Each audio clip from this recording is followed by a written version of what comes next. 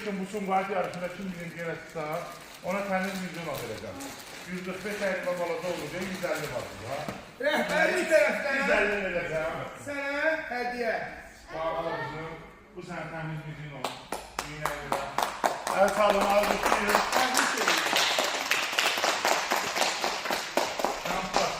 Təbriklər.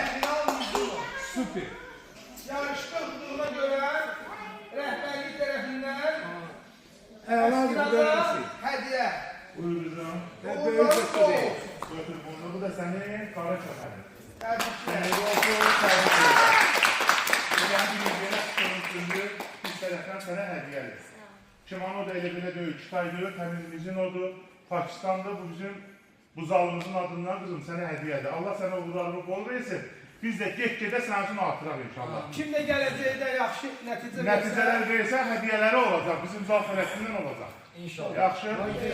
Biraz ben özüm vereyim. Da. Yukarıda kadar kim gələcəkdir. Başlayın.